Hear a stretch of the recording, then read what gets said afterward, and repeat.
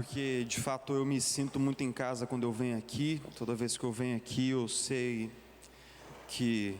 Obrigado, cara, valeu. Toda vez que eu venho aqui eu sou muito edificado, como eu estou sendo hoje. Quero agradecer pelo carinho de todo mundo, sempre que recebe a gente aqui com tanta ternura. Bom, gostaria de compartilhar uma palavra com você que está lá no Evangelho de Marcos, no capítulo 4.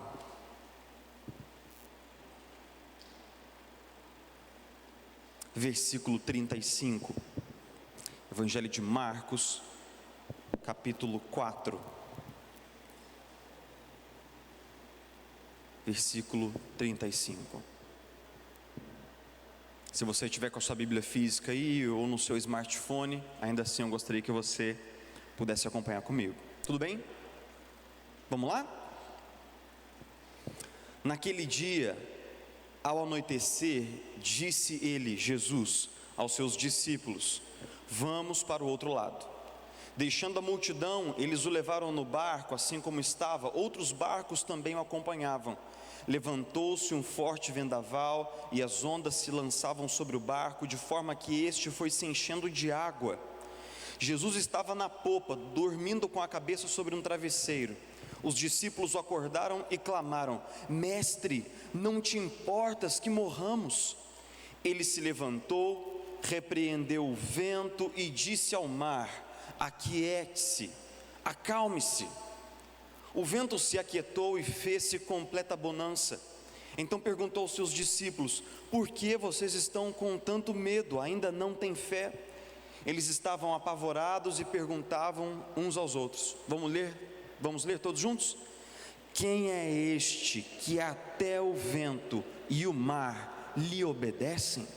Vamos orar? Vamos orar juntos? Jesus bendito, querido, amado, nós estamos aqui. Nós sabemos que a nossa vida é como um barco frágil, exposto no meio das ondas. E muitas vezes, Jesus, nós sentimos ou imaginamos que você não está aqui. Isso nos assusta, nos amedronta. Nós oramos, nos sentimos vazios, abandonados. Mas Jesus, aquece a fé no nosso coração. Espírito Santo, a fé que você tem derramado em nós desde o dia em que nós conhecemos a Jesus, sopra sobre ela agora, faz com que essas brasas se tornem vivas. Manifesta a tua presença sobre a nossa vida. Jesus, nós estamos confiando aqui no milagre da pregação da palavra. São tantos ouvidos diferentes, tantas vidas diferentes, tantas necessidades diferentes. Seria uma tolice nossa crer que uma boca humana pode comunicar a tantas necessidades. Mas nós estamos ouvindo a sua voz, Jesus. É você, Espírito Santo, que faz tudo isso aqui possível. Então fala ao nosso coração. Nossa expectativa está posta em Ti. É no nome de Jesus que nós oramos. Amém. Amém. No dia 31 de outubro de 1517, um sacerdote com uma profunda crise de consciência foi até a porta da catedral da paróquia onde ele pastoreava e pregou 95 teses ali.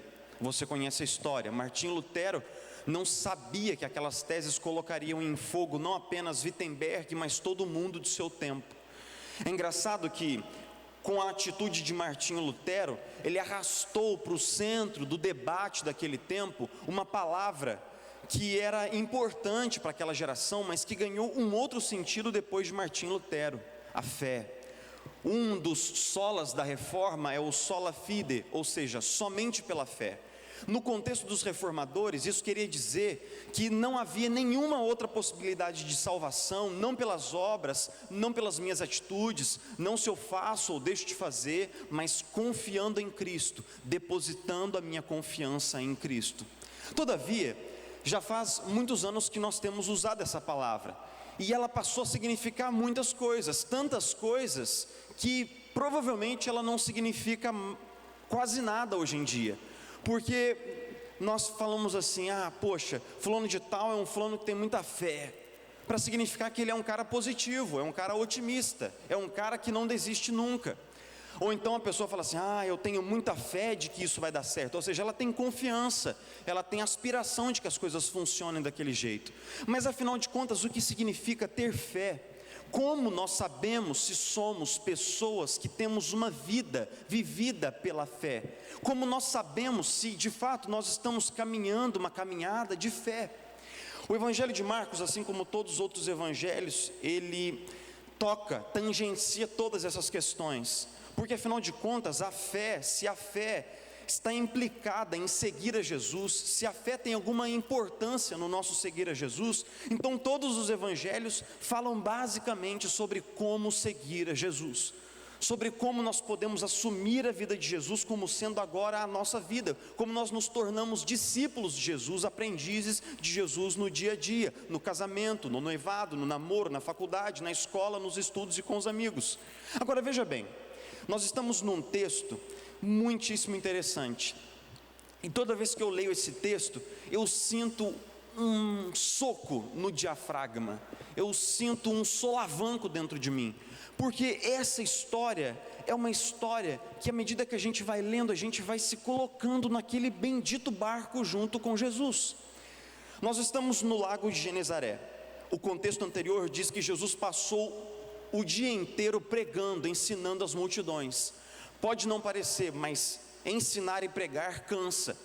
Então Jesus chegou no final do dia, quando o sol começou a se pôr, e falou assim para os discípulos: vamos entrar no barco e vamos para o outro lado. Quem é que deu o comando para eles atravessarem o lago? O próprio Jesus. Os discípulos subiram no barco e eles então começaram a ir para o lado de lá. É interessante a gente lembrar que Jesus tinha dentre os seus companheiros mais próximos pescadores muito experientes, como Pedro, como Tiago e João. Eles passaram a vida inteira naquele bendito lago, então eles conheciam os ritmos do lago de Genezaré. O lago de Genezaré, também conhecido como Mar da Galileia, ele é uma massa de água de mais ou menos 20 por 12 quilômetros de extensão. E ele é localizado num lugar muito interessante. Por quê? Porque as cadeias montanhosas desembocam nesse lago. Então ele é um lago muito intempestivo, muito genioso, digamos assim. O dia podia estar tranquilo e o mar calmo, e 10 minutos depois ele ser sacudido violentamente por tempestades que vinham rapidamente até o lago.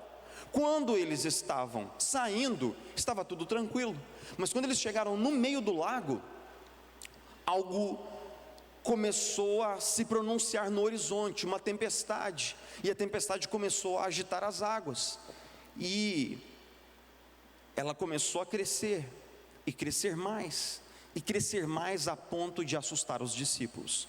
Note que nós estamos falando de pescadores experientes que viveram naquele lago a vida toda, mas eles estavam ficando realmente com medo. O narrador nos diz que o barco já estava cheio d'água, que os discípulos começaram a ficar assustados, e ele usa uma palavra muito importante para descrever a tempestade. Quando ele fala assim, uma tempestade muito grande, no grego ele usa uma palavra que todos nós conhecemos, que é a palavra mega. Especialmente quando você contrata uma internet de 10 megas e ela entrega 1 mega. Então, todo mundo sabe, mega. Veja bem, com essa palavra ele quer dizer que a tempestade era mega, era muito grande. E os discípulos começaram a ficar assustados com a violência daquele cenário. Só que, quando os caras começaram a falar assim, poxa vida, onde está Jesus? Onde está Jesus? Aí começaram a procurar Jesus no barco. E Jesus estava onde? Jesus estava na parte traseira do barco. Pegou uma almofada que geralmente era destinada para o assento do capitão do barco, um tipo de uma almofada mesmo, colocou lá no fundo do barco, e ele estava deitado fazendo o quê? Dormindo. Agora imagina esse sono, meu irmão, o barco sendo revirado, água entrando, água espirrando, nego gritando, nego se desesperando, e Jesus dormindo. Se tem uma coisa que eu aprendi com Jesus, foi dormir. É bem isso daí que acontece. Agora veja bem, Os discípulos foram até quem? Foram até Jesus. Pegaram Jesus, chacoalharam Jesus, acorda, pegaram água, jogaram na cara dele, falaram assim: Jesus, qual é a sua? A gente está aqui numa pior e você aí dormindo, você não se importa? Você não se importa que a gente venha a morrer? A ideia do verbo na língua original, no grego, é: Jesus, você não tem preocupação nenhuma, você não tem cuidado nenhum, nós não valemos nada para você, você não tem nenhuma compaixão de nós, você não se importa. Note que os discípulos estavam tendo uma crise com a tempestade, era um conflito com o que estava acontecendo, mas logo o conflito entre os discípulos e a tempestade se tornou também um conflito entre os discípulos e Jesus, porque eles começaram a imaginar e a se perguntar se Jesus de fato se importava com eles, porque ele permanecia lá quietão, só dando aquele ronco santo e ungido dele, e nada de fazer alguma coisa por eles. Agora veja bem, essa não é a história de todos nós. Quando nós passamos por conflitos, esses conflitos não se tornam também um conflito na nossa fé, um conflito com Deus? A minha vida é um barco abandonado, infiel no ermo ponto, ao seu destino, porque não ergue ferro e segue o atino de navegar, casado com o seu fado? Ah, falta quem o lance ao mar e alado tome seu vulto em velas, peregrino, frescor de afastamento no divino, amplexo da manhã, puro e salgado. Esse é um trecho de um poema chamado Cancioneiro, de Fernando Pessoa, na qual ele começa o poema dizendo assim: a minha vida é um barco abandonado. A metáfora do barco para significar a vida é muito comum na poesia, é muito comum na pintura e também na música, porque essa ideia do barco, de que a nossa vida é um barquinho, ela tem um apelo poético muito grande. Afinal de contas, a gente se sente assim, não é verdade? A gente se sente indo pelo mar afora, e existem as delícias, e também existem as dificuldades. Existem os dias em que o vento sopra na direção que nós queremos ir, o sol está encravado no céu, tudo colabora, o mar está cheio de golfinhos pulando, tudo é lindo. Mas alguns dias o céu se fecha, o sol não aparece, os ventos batem rijamente contra a nossa vida e nós achamos que vamos naufragar no meio do caminho.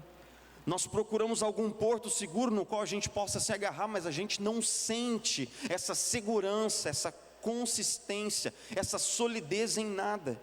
É interessante que a imagem da tempestade passa a significar então todos os conflitos que nós temos ao longo da vida.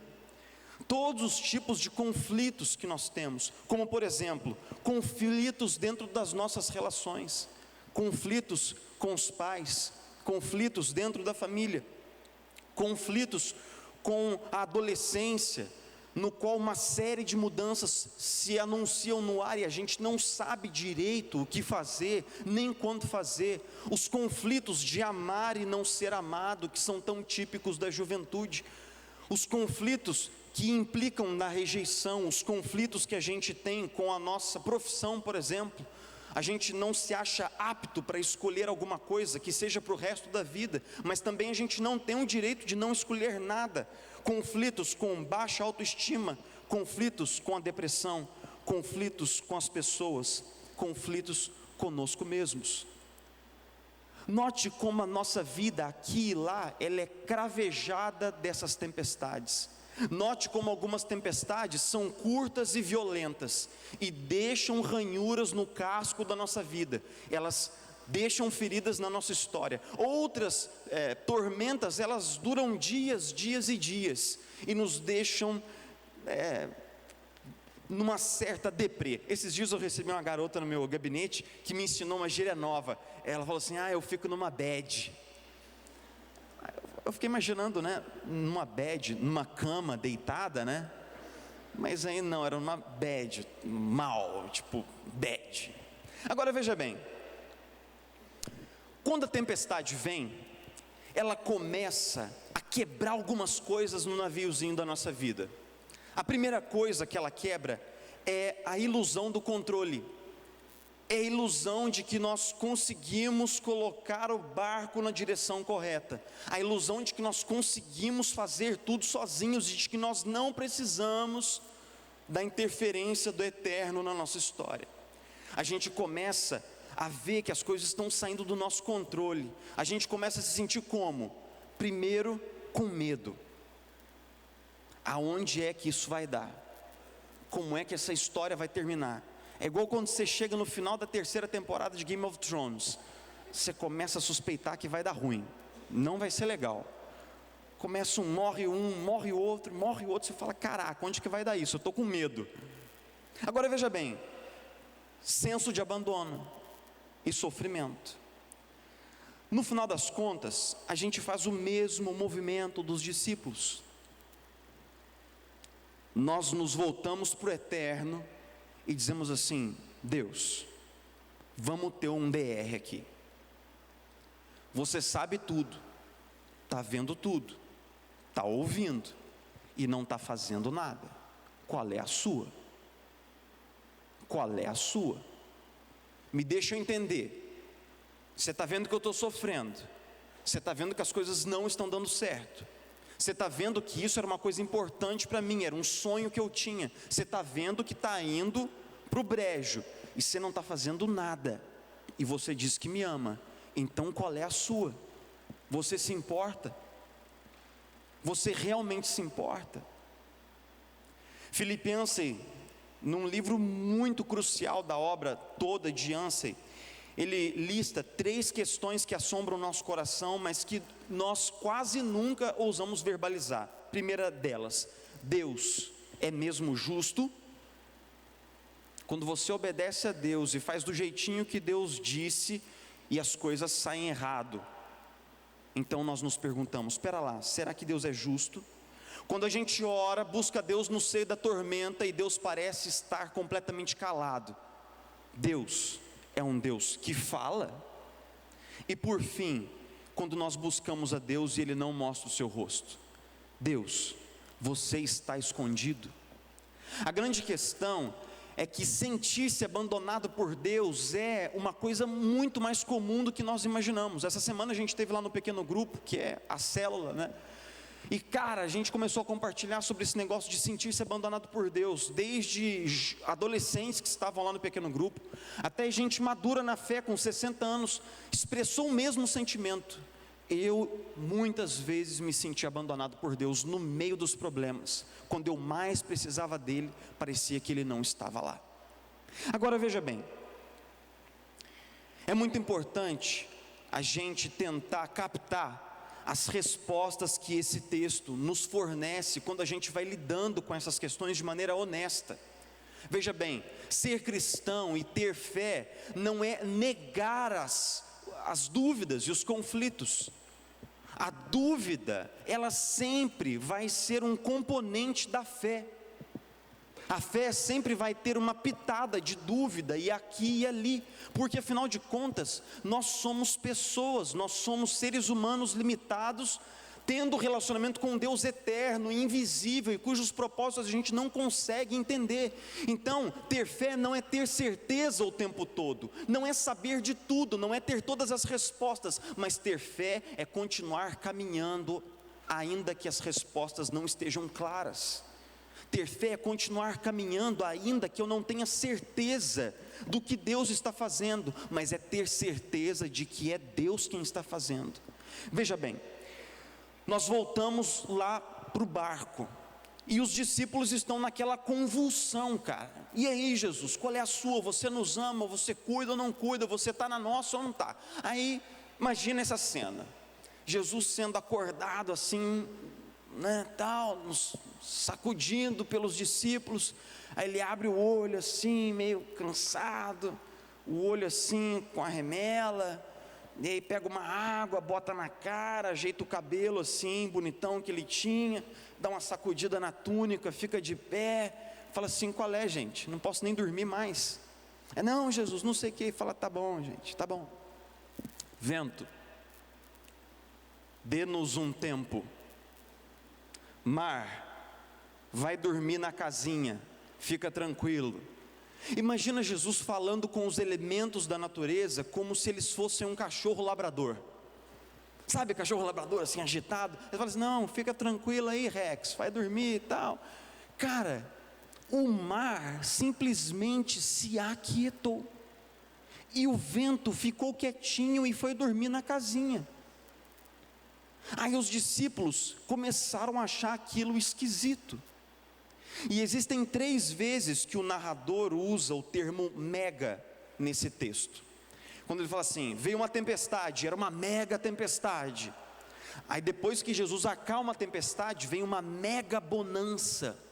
O mar ficou assim, cara, aquele espelho cristalino d'água. E então os discípulos tiveram um mega medo. Eles ficaram muito assustados com o que eles viram, porque eles começaram a intuir que aquele cara que estava no barco não era só um homem, não era só um rabino. Eles começaram a intuir que tinha uma coisa séria acontecendo ali. Agora veja bem, sabe qual é a grande ironia desse texto? É que é o seguinte: os discípulos vão para Jesus e perguntam para Jesus: Jesus, você não se importa? Eles repreendem Jesus. Depois Jesus vai e repreende o vento e o mar. E por fim Jesus se volta para os discípulos e faz o que? Ele os repreende. Ele diz que os discípulos ainda não têm fé. E o narrador começa aqui então a trazer a sua mensagem. Por quê? Porque embora o tema dessa narrativa seja nos preparar para definir fé, o que Marcos fará no prosseguimento do Evangelho, nesse momento ele está dizendo o que não é ter fé. E o que não é ter fé é não confiar que Jesus está no barco. Sabe por quê? Porque é o seguinte: os discípulos se viram para Jesus e falam assim: Jesus, você se importa? Só que veja bem, Jesus estava aonde? Pode responder mesmo, vamos lá, como se fosse uma classe. Jesus estava aonde? No barco. Agora veja bem, por que Jesus estava num barco imundo de pescaria na Galileia do século I, se o lugar dele não é ali? Por que Jesus se tornou homem? Por que Jesus se revestiu de humanidade? Por que Jesus se fez homem, carne, servo? E por que Jesus se colocou dentro daquele barco? Sabe por quê? Porque Jesus se importa. Se Jesus estava no barco, então é sinal de que Jesus se importa.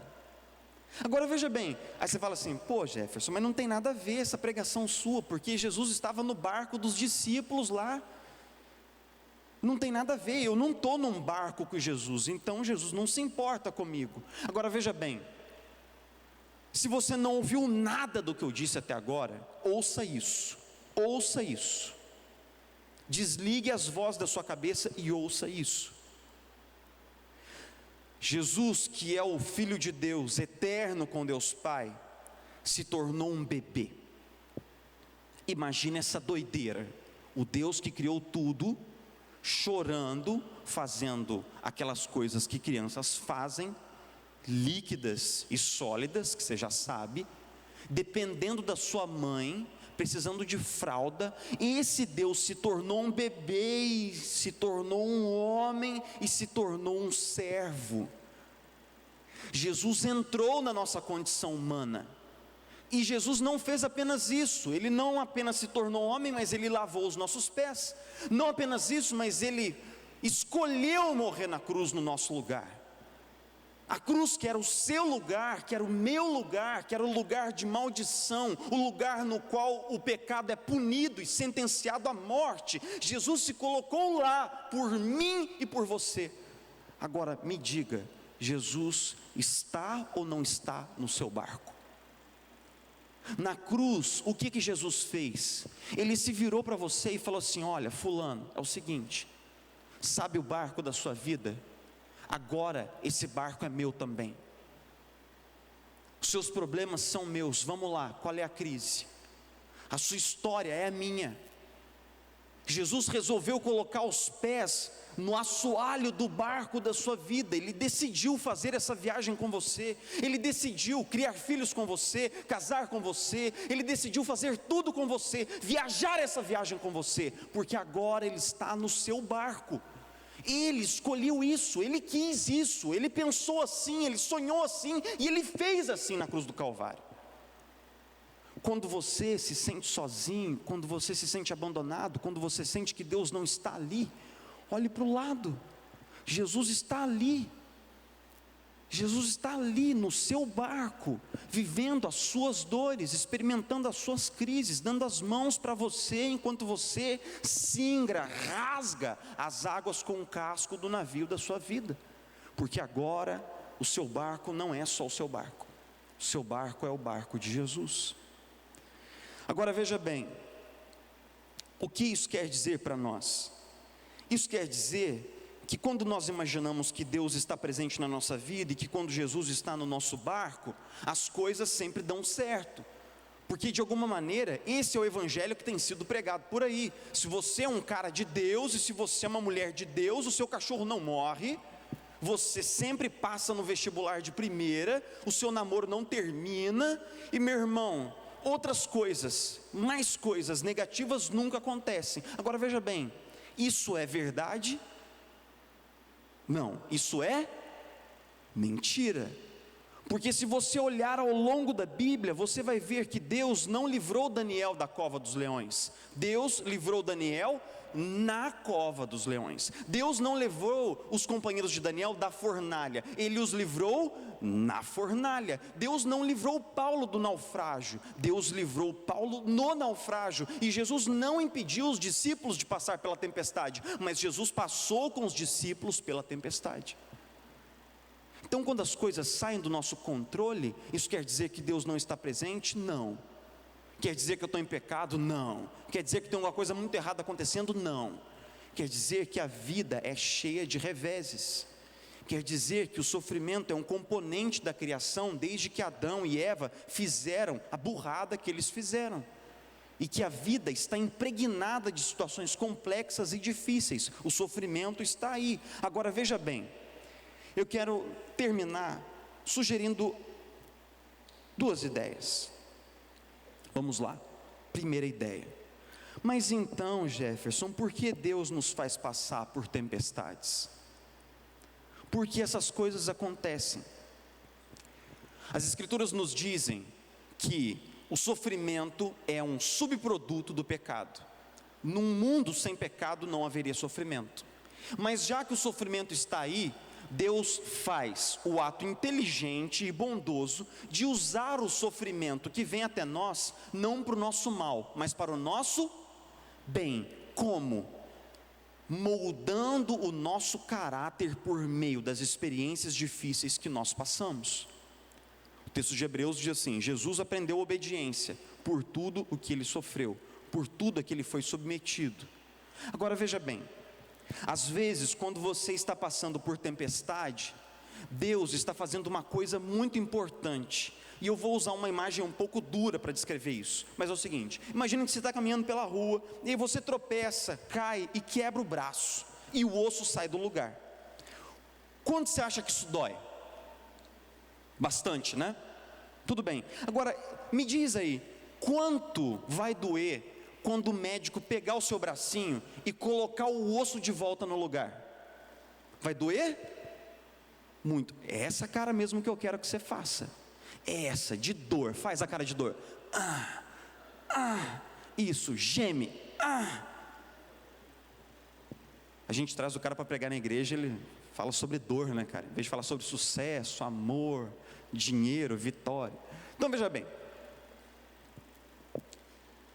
você tem duas opções: ou você deixa Deus colocar o que está quebrado no lugar, e isso envolve dor, ou você se nega a ser curado e tratado por Deus, e no futuro você colherá doses cavalares de dor.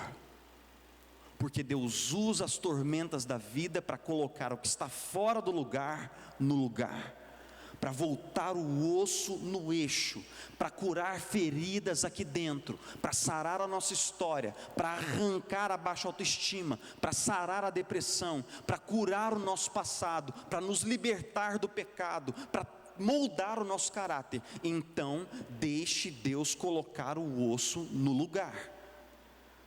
Não distribuixa, para de reclamar, para de mimimi.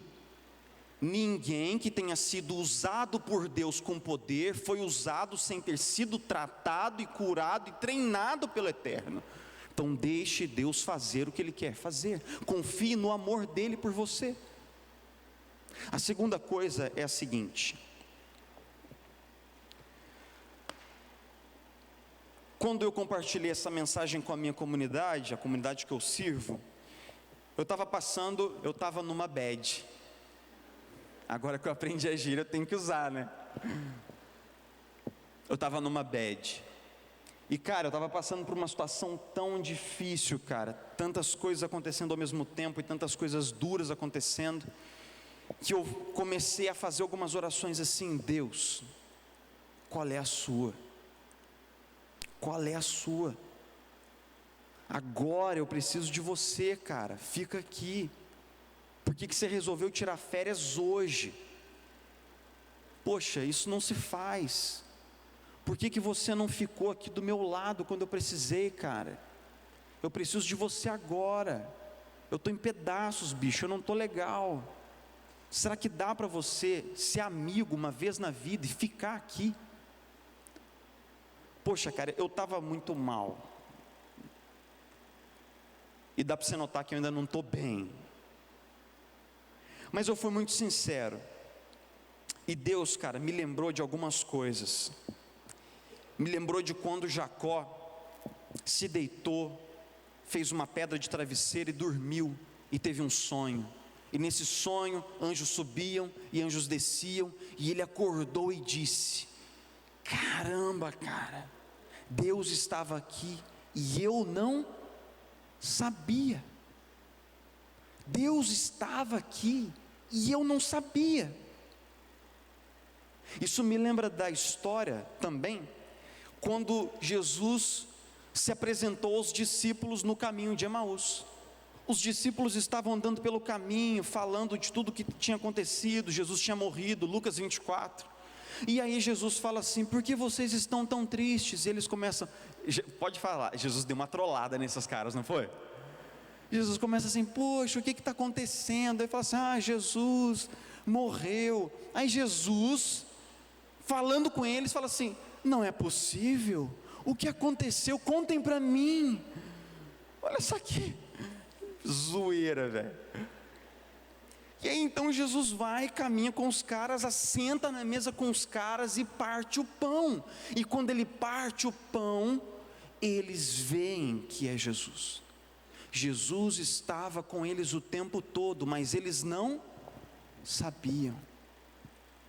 Deus estava no bar com esses caras o tempo todo, mas eles não sabiam. Agora, eu vou pedir para você fazer o seguinte: tudo que você tem buscado, toda a direção, ela já está aí, cara. Ela já está aqui. Deus enviou até nós o seu Espírito Consolador, e Ele habita a sua vida, Ele habita a minha vida. Deus está aqui. Deus está no meu barco.